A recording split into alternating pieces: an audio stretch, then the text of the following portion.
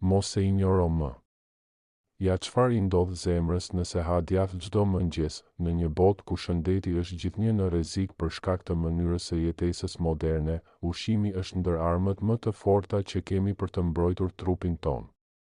Mes shumë ushqimeve që konsumojmë çdo ditë, djathi shpesh është keq kuptuar si një burim I yndyrave që duhen shmangur.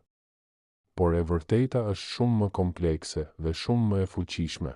Një sasi e moderuar e djathit, veçanërisht në mëngjes, mund të ketë përfitime të jashtëzakonshme për shëndetin e zemrës. Ky tekst do të analizojë thellësisht se si djathi ndikon në funksionin e zemrës, cilat janë llojet më të shëndetshme, si të përfshihet në dietën ditore dhe cilat janë sekretet që shumë njerëz ende nuk I dinë. 1. Djathi si burim I pasur I kalciumit dhe proteinave. Djathi është I pasur me kalcium, një mineral thelbësor për forcimin e kockave, por gjithashtu edhe për funksionin normal të muskujve, përfshirë këtu dhe muskulin më të rëndësishëm në trup, zemrën. Kalciumi ndihmon në përqimin e impulsit elektrik që koordinon rrahjet e zemrës. Pa një nivel të qëndrueshëm të kalciumit, rrahjet e zemrës mund të bëhen të parregullta, po ashtu, djathi përmban proteina me vlerë të lartë biologjike, të cilat janë të nevojshme për ndërtimin dhe mirëmbajtjen e indeve të trupit. Përfshirë edhe enët e gjakut. 2. Lëndët ushqyese që përmirësojnë tensionin e gjakut. Shumë njerëz vuajnë nga tensioni I lartë I gjakut, një nga faktorët më të mëdhenj të rrezikut për sëmundjet e zemrës. Por konsumimi I moderuar I djathit, veçanërisht llojeve të fermentuara, mund të ndihmojë në uljen e presionit të gjakut. Kjo fal përmbajtjes së peptidëve bioaktiv që çlirohen gjatë fermentimit dhe që kanë një efekt të ngjashëm me medikamentet AC-inhibitor, djathi I bardhë, djathi I lopës apo djathi I dhisë në sasi të vogla dhe në mëngjes, ndihmojnë në balancimin e elektroliteve dhe ulin tensionin. 3. Djathi përmban yndyra të shëndetshme për zemrën, ndonse shumë e shohin djathin si një burim të yndyrave të ngopura, duhet sqaruar që jo të gjitha yndyrat janë njësoj.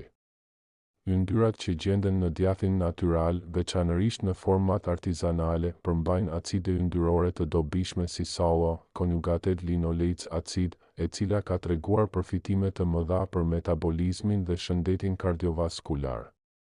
Në një studim të madh të kryer në Evropë, u zbulua se individët që konsumonin rregullisht djath kishin rrezik më të ulët për infarkt dhe sëmundje koronare, në krahasim me ata që e shmangnin plotësisht. 4.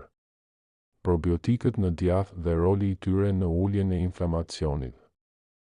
Djathërat e fermentuar, si djathi I dhisë, djathi parmigjan apo djathi I qumështit të papërpunuar, përmbajnë probiotik, baktere të mira që ndihmojnë në përmirësimin e shëndetit të zorrëve. Por çfarë lidhje ka kjo me zemrën? Mikrobiota e zorrëve luan një rol kyç në kontrollin e inflamacionit kronik në tru. Inflamacioni kronik është një ndër faktorët më të rëndësishëm të zhvillimit të sëmundjeve të zemrës. Duke përmirësuar florën e zorrëve, djathi I fermentuar kontribuon në reduktimin e inflamacionit dhe kështu mbron zemrën. 5. Djathi në mëngjes ndihmon në kontrollin e peshës, çelësi për një zemër të shëndetshme. Obeziteti është një tjetër faktor rreziku për shëndetin e zemrës. Konsumimi I djathit në mëngjes mund të ndihmojë në ndjenjen e ngopjes për një kohë të gjatë, duke ulur dëshirën për ushqime të përpunuara dhe të pashëndetshme gjatë ditës. Proteinat dhe yndyrat në djath stabilizojnë nivelet e sheqerit në gjak dhe parandalojnë rritjet e papritura të insulinës, gjë që ndihmon në ruajtjen e një peshe të shëndetshme dhe në uljen e rrezikut për diabet dhe sëmundje të zemrës. 6. Cilat lloje djathi janë më të mira për zemrën? Jo çdo djath është njësoj.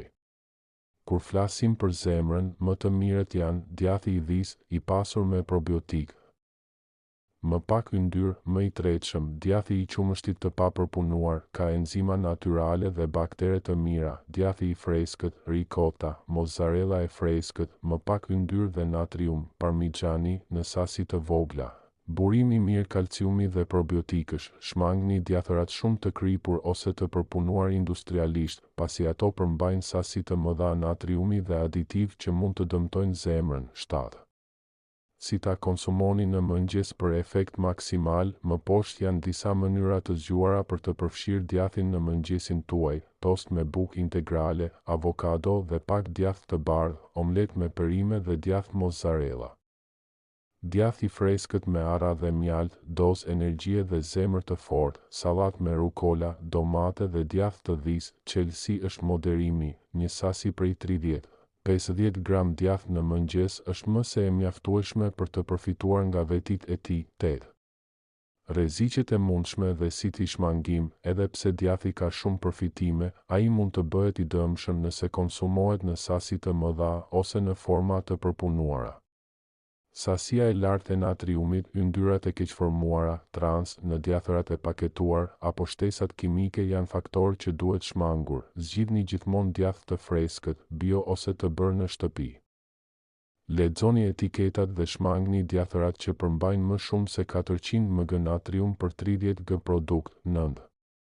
Çfarë thot shkenca? Studime që e vërtetojnë. Një studim i publikuar në revistën European Journal of Nutrition tregon se konsumi i moderuar i djathit ul rrezikun e sëmundjeve koronare me 14. Po ashtu, studime në Japoni dhe Itali treguan se njerëzit që hanin djath natyral 3-4 herë në javë kishin tension më të ulët dhe nivele më të mira të kolesterolit HDL. 10. Konkluzioni: filloni që nesër, një zakon i vogël, një ndryshim i madh. Nëse ka një gjë që mund ta ndryshojë rrjedhën e shëndetit të zemrës suaj, është mënyra se si filloni ditën. Djathi, në formën e duhur, në sasinë e duhur dhe në kohën e duhur, është një nga superushqimet më të nënvlerësuara për zemrën. Mos e injoroni më. Një copë e vogël djathi çdo mëngjes mund të jetë mburoja që zemra juaj ka pritur prej kohësh.